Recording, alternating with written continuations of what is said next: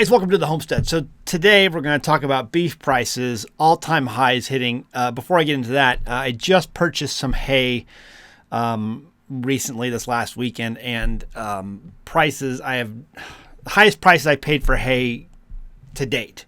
I think when we first moved on the Homestead about 12 years ago, I think hay prices around here were about $25 a bale for good hay, and that was delivered.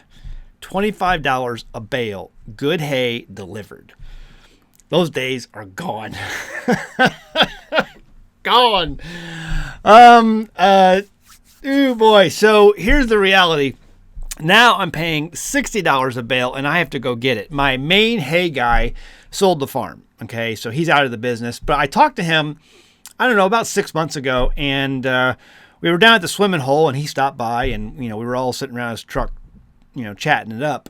And he was telling me that it's the hay prices, yes, but the reason the hay prices are so high is because his equipment costs have gone up, his fuel costs have gone up. I mean, everything to maintain tractors, everything is shooting up in prices, and it just transfers to the hay.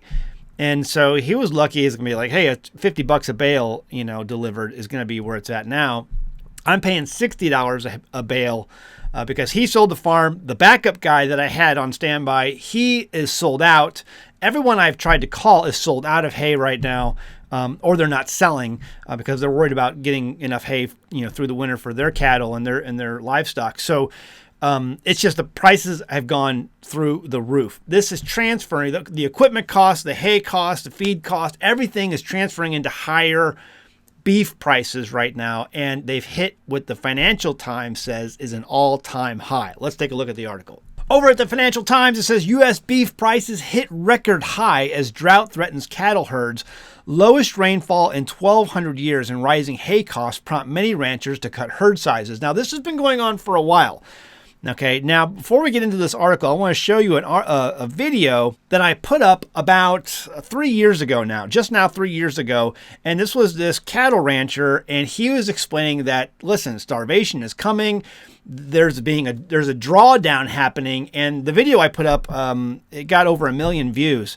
And this guy was saying, hey, it's going to take time for it to make its way through the system, but it's here now, and the prices are at all-time highs. There's less cattle being sold, less cattle being raised, and it's only going to get worse. And a lot of people have comments about a year or 2 years into it, and they were like, where's this, doom and gloom you're talking about? It takes time to get through the system. Understand that it takes about 18 months to 2 years for, a good-sized steer to get through, the raising process for you to see that. And now that we're 3 years in, it's here. Let's go back to the article. Scrolling down here, it says beef prices in the U.S. have climbed to record highs as droughts in the South and West fuel higher feed costs and force ranchers to cut the national cattle herd size to a 61-year low. That's pretty low. Average prices of beef sold in U.S. shops, I think before we did that video, they were talking about, they were predicting about a 40-year low. Now we're at a 61-year low. So it's more dramatic than what they thought. Average beef prices sold in U.S. shops and supermarkets have risen to about $8 per pound, topping their previous high of $7.90 reached during the pandemic, according to data from the U.S. Department of Agriculture, which was, again, about 2.5 years ago. Live cattle prices in Chicago are close to a record at $1.79 per pound compared with $1.50 this time last year. Now, here's the deal. Full stop. I talked to some cattle ranchers. I went ahead and got on the phone and called a couple cattle ranchers, and I've just been hearing stuff around here as well. This does not compute. These prices that you're seeing over Chicago, which I'm assuming means the COMEX, the Commodities Exchange, where commodities are traded, that's those prices. Actual sale barn prices, if you're a rancher, if you're a cattle grower, you need to put your prices down below, because the ranchers that I talked to this morning on the phone, a couple of them, they say it's much higher than that. Let's go ahead and see what they said. Looking at my notes here, it says over in the Clay County Meat Processing Company that I contacted today, they're paying about $3, and they're getting paid at the sale barn $3.50 a pound live weight. That's what they're getting paid. $3.50 a pound live weight. And then I talked to it's called RR Wilderness Ranch, and they're over at Bonham, Texas. They're getting paid about $2.20 a pound live weight. So much higher prices than what you're seeing, being reported by the Financial Times. So, what's being reported over in the media being contrasted with what's actually going on at the sale barns. Pretty big difference. Now, you guys, again, you guys who are out there raising cattle, or people who in your area who are raising cattle, if you can find out, make a quick call, put a comment below and let me know what you're seeing, what you're finding in your area. And then also, if you can, put your area or, regional geographic area where you're at, so people can see as well, because I don't see, these prices being reported by the Financial Times seem a little bit off. And again, it's being slow because all the prices are going up for equipment costs, for feed costs. All this stuff is being translated into a higher live weight cost that's being paid for, and then that all translates into the supermarkets as well. Let's go back to the article. But ranchers who would normally thrive on record prices are instead worried that the prices reflect a growing crisis. Indeed, it does.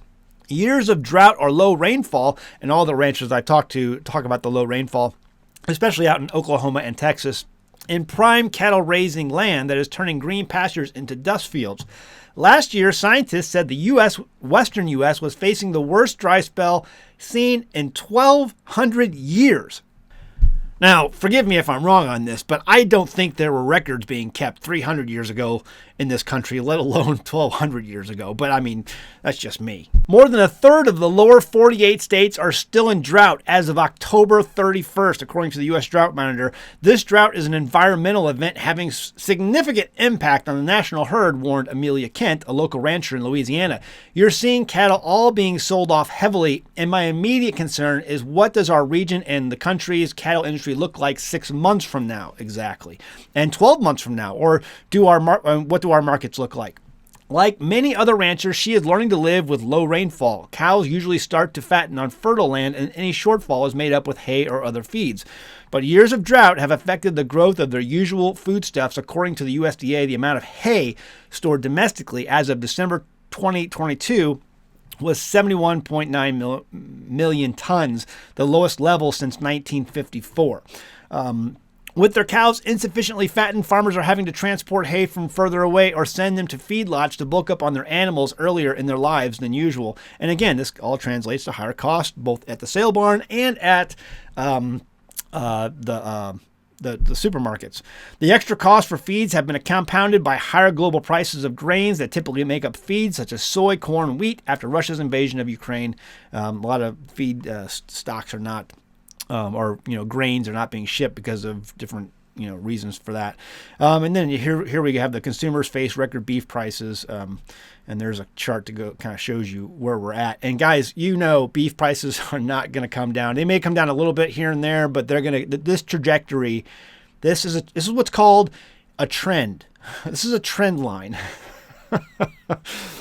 In Louisiana, livestock auctions are selling double the number of cattle as usual. Kent said a lot of our neighbors are selling. Now, as for me personally, I can attest to this because I raise sheep, and we significantly reduced our herd this year because it's just too expensive to feed these things.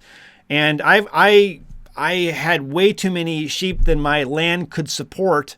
I let it get up that far. We sold a lot, which made us some money, but looking years down the road, right now, I'm selling as many as I can. I got a bunch of newborns coming, going to be dropping here soon. And I'm going to be selling those probably for Passover coming up this spring. And I have some meat rams for sale now. I'm getting calls for because I have Craigslist ads posted. But it's like, I'm trying to reduce my herd because it's just, I can't feed them. And it's for me and my family first, and then whoever else comes after that.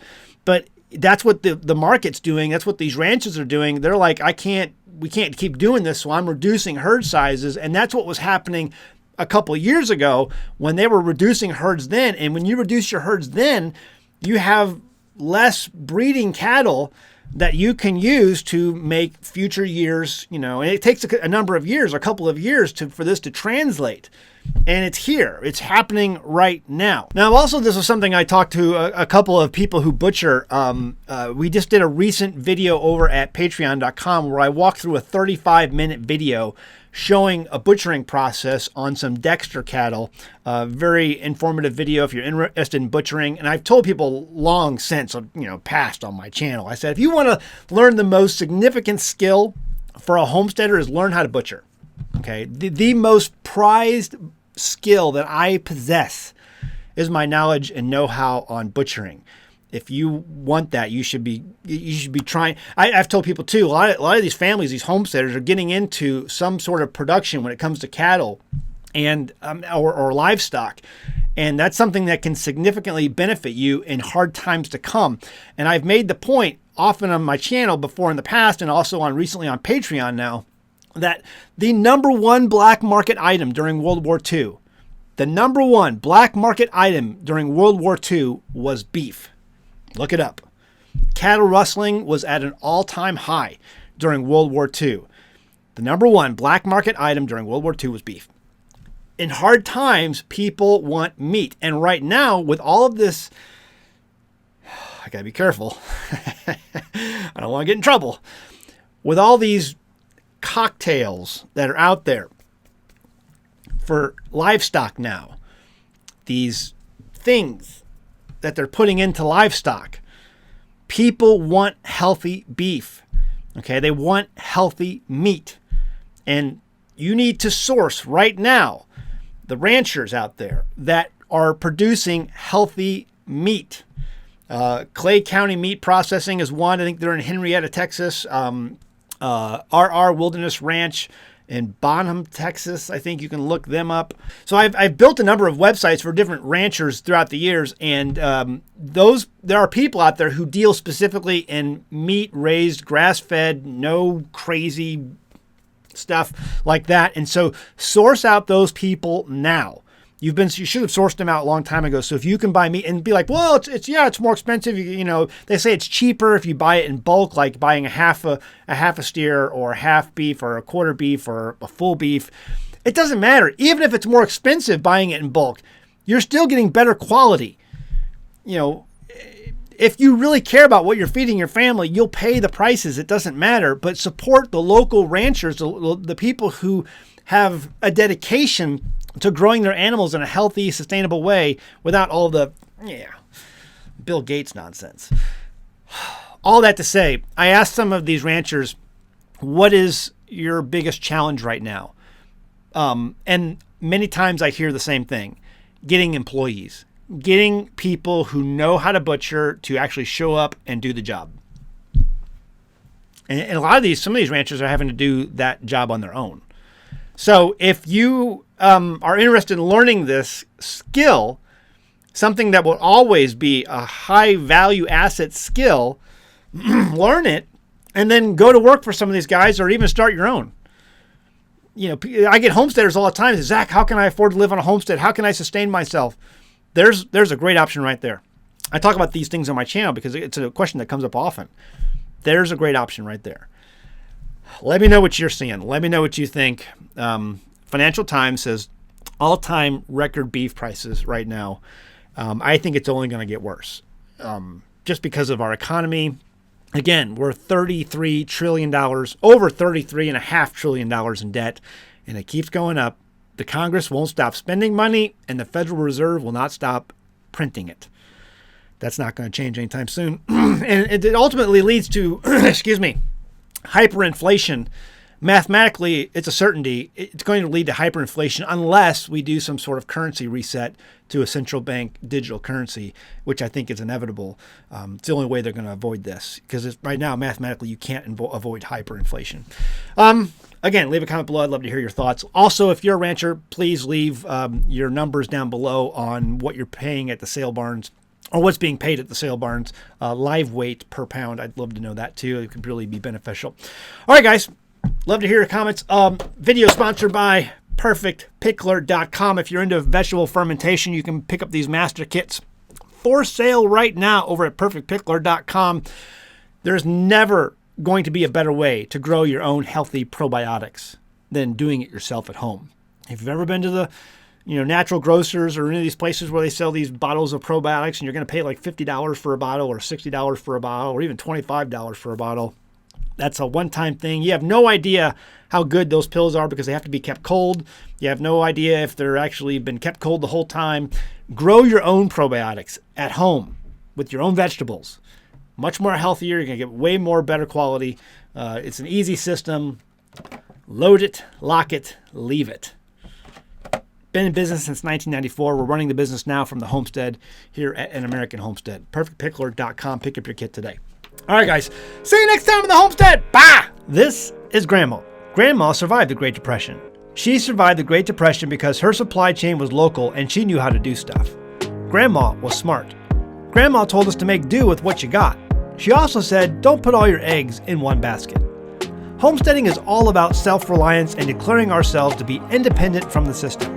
We grow our own food, we raise our own animals, and doing these things helps safeguard our families from the unpredictable world that surrounds us. But what about banking? I love being my own power company, but what about being my own bank? Right now, our country is over $30 trillion in debt and rising. The Fed keeps printing money, and the Congress won't stop spending money. Staying attached to the modern banking system and their investment vehicles is like putting all of your eggs in one very, very fragile basket. On one side, you have the threat of inflation and your savings value floating away, and the other side is a possible deflationary stock market collapse, just like what happened in the 1930s. Genesis Gold Group is like a basket holding eggs, and these eggs are impossible to break. History shows us that all paper investments have and will return to their intrinsic value eventually. Zero. But gold, silver, and other precious metals have never, ever been worthless. In every collapse throughout history, people have turned back to precious metals to find monetary value. If you have a 401k, an IRA, or a savings account where you're literally watching the purchasing power inflate away, give Genesis Gold Group a call right now. Today, this instant. They can develop a strategy for you in the days ahead. I can tell you how I raise sheep, I can tell you how I raise chickens, or the best way to grow tomatoes, or how to hook up a solar panel. But Genesis Gold Group is your best shot at safeguarding your hard-earned savings and investments during this increasingly turbulent time in history. The link and phone number is in the description below, or visit their website at genesisgoldgroup.com. And be sure to say you heard about them from An American Homestead.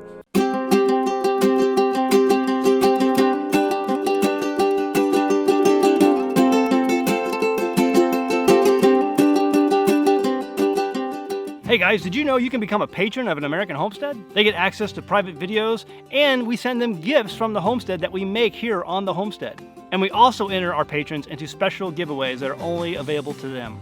And before you go, please check out these other great videos. Go ahead, click. I'll wait.